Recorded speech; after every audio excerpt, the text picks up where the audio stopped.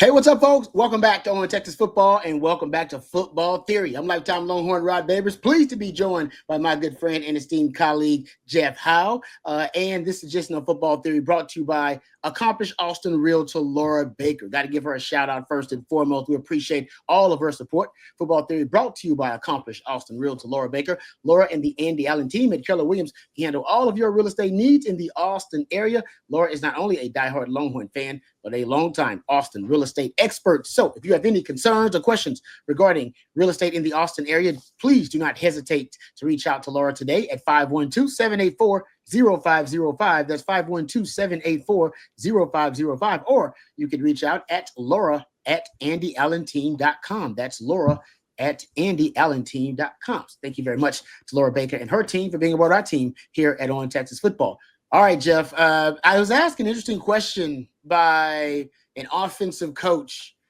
because we were talking about Sark and Sark's offensive genius. They basically asked me, what is have you identified a masterpiece in Sark's play design?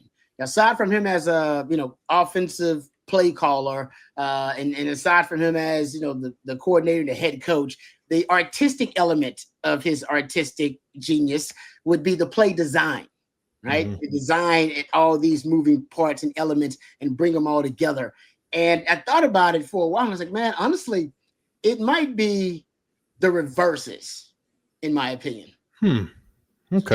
And the screen game is maybe second. If you want to showcase his creativity, if you're talking about a masterpiece, right? You're talking about all great with Michelangelo's David, or the Mona Lisa, right? From Da Vinci, right? If you're talking about just his masterpiece, his reverses, I think, have so many creative elements stacked on top of one another. And he does it in such an innovative way, and where he juices up his end and arounds or reverses or whatever you want to call them. I went back and looked at the numbers, and we'll talk about these and break them down in a second. But 10 reverses last season. That's more reverses and end and arounds than I think I've seen from Sark since he's been here. And they end up averaging not over 19 yards per rush on those end and arounds. 80% first down touchdown rate, 90% success rate, which means first down you gain at least 50% of the yards, second down 70%, third and fourth down 100% of the yards needed for a first down, and a 50% explosive play rate of 20. It means a play of 20 plus yards. I don't know if you can run more than 10 reverses in and around. I don't know if can you run one per game, maybe. But I can almost guarantee you're gonna see one versus Ohio State, because they're just they're too explosive and they're too successful for Sark. I think that drives home the point. As we get closer to the game, a lot of what we're doing on Football Theory has to do with the Ohio State game. Mm-hmm. I think first and second down play calling, it's cliche to say it's big in this game, like it's big in every game. But you look at the success rate Texas has had, Rod. Texas has been maybe the best offense in the country the last 2 years at just avoiding third down. Like, they've gotten better on third down, but the way they've succeeded with being a kind of an average third down team at times, they're very good on first and second down. As a matter of fact, I think in 2023, I think they led the country in percentage of their first downs gained on first and second down. So Sark's early down play calling is money. And to me, it's kind of a, Sark is one of those play callers, and when I think of early down play calling and I think of doing it sequentially, like during a drive, I think about kind of like the old Gus Malzahn, Art Briles theory on tempo, right? Like getting the first down for those guys is huge, because once you get that first down, boom, you're on what they call green tempo, and you're going, and now you're popping off a play before the defense can't sub and they're getting tired. But getting that first down is huge. I almost think getting that first down for Sark, it's like, all right, we got them on their heels now. Now let's open up the playbook and be creative. And I think that's when you see some of those big gains on first downs. Like the one I think about, I go back to all the time, and I don't even remember if it was on a first down, but the Isaiah Bond reverse against Florida last year, where I think it was two first down. I think they faked to Trey Weisner, like faked an inside zone. Then they faked the jet sweep. Then Quinn pivots and flips it to him. Like that's probably, Rod, the summit, the peak of Sark calling reverses. But I think a lot of it goes back to getting that first down, and instead of kind of that old antiquated theory of tempo, it's like, all right, now I'm in my bag. Now I'm getting my really good stuff. I think you're right, man. Honestly, off the top of my head, I do kind of remember some of those being tempo-oriented situations, get the first down and then get another one. So to your point about early downs, I made to go back and check, but I bet a lot of these have come off of successful conversions on early downs. And so it's like, oh, I think we got them on the heels now. Mm-hmm. But we don't even see third. What's the best third down you can make? The one you never have to make. The best damn third down call that you ever made is the one you don't have to make. And to your point, I agree with that.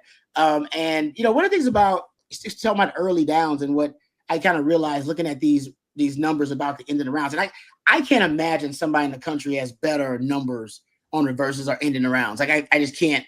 I would love to see it. I don't have the time to do the real research on that, but I can't imagine somebody out there does better in those situations with that concept in Texas. Like I said, you can make the argument they should run one per game. That's how good they are at them.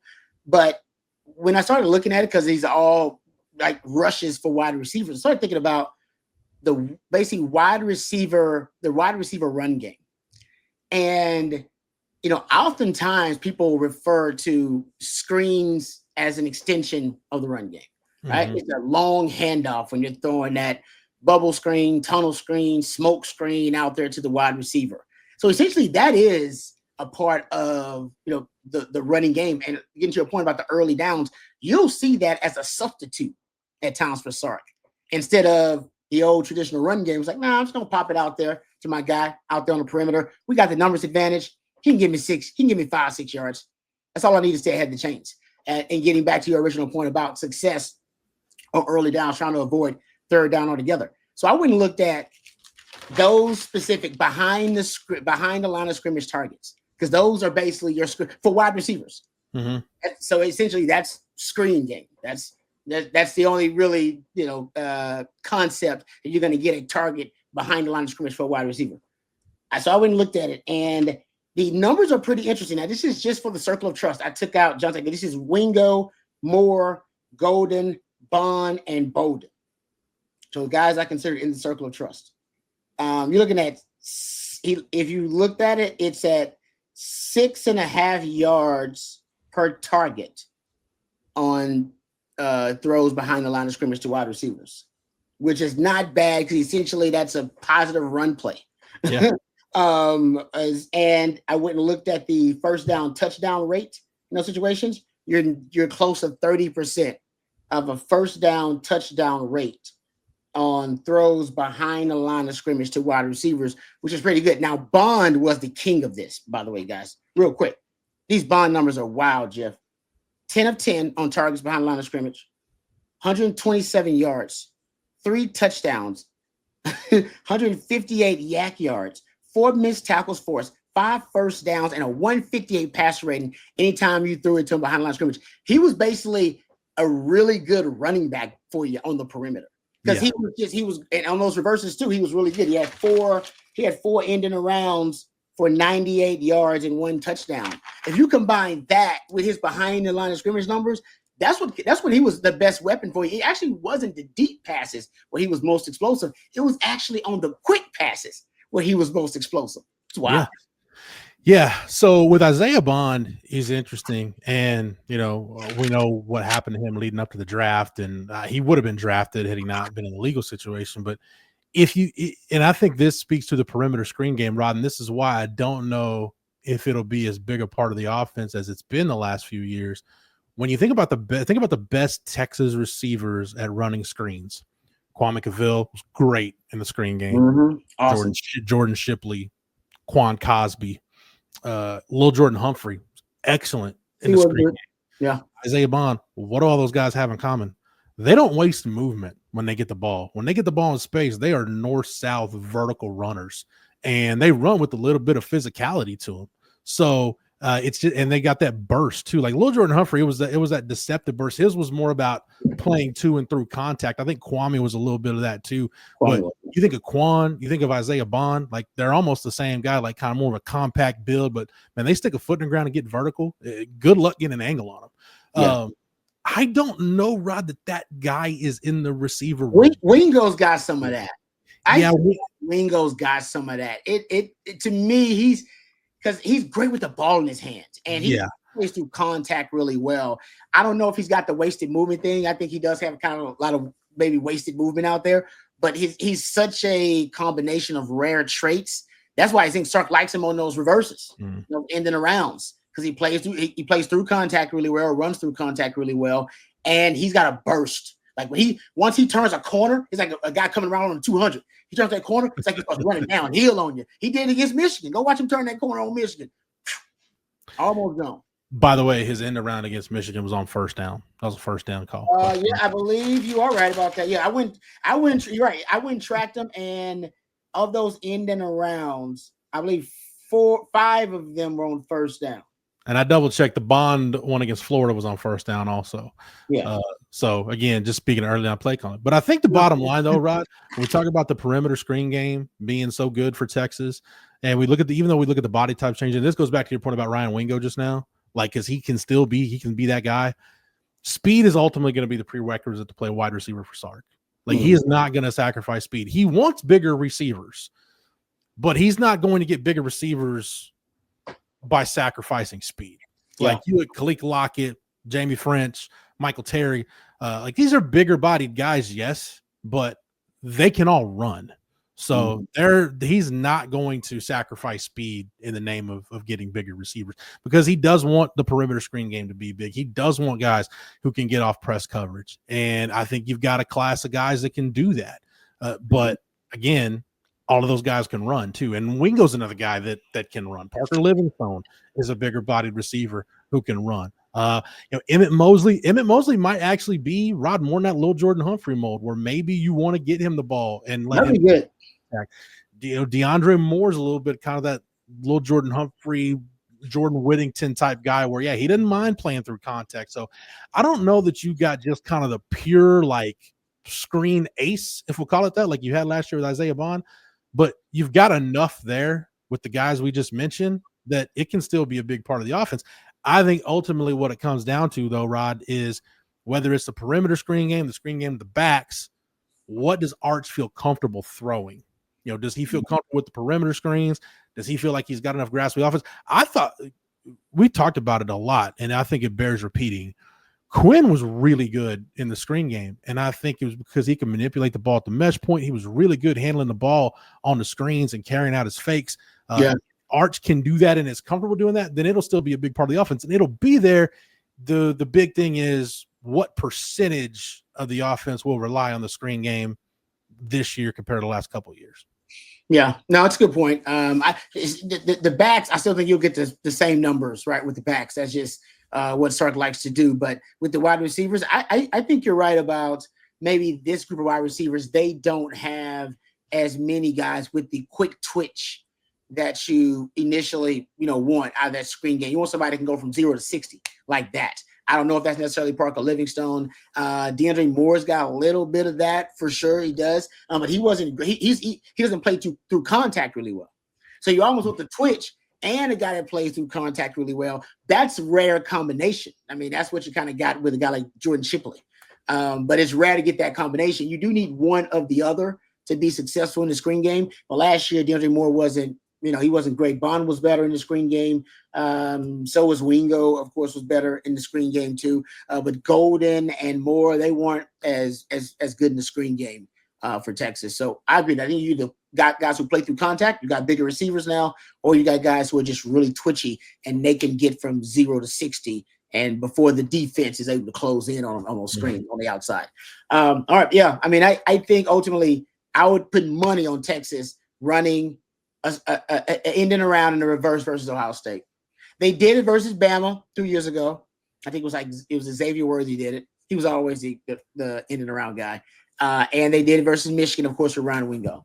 I'd put money on it if I could. I probably can't. I'll have to talk to CJ.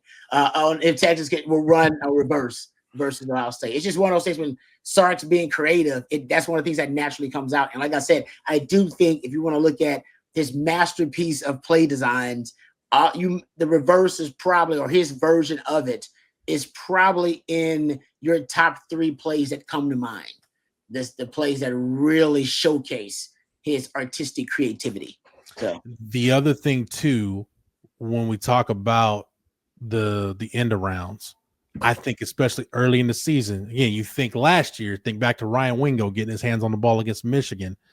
That's a really good way to get one of those young guys involved. So whether it's Jamie French, Khalil Lockett, and not so much Dalen McCutcheon, but I think Michael Terry, I think those three guys, whichever one of those three is most ready, or I'm thinking Michael Terry's the guy I'm thinking of because I think he's got that right combination of being able to play through contact and he's got that twitch.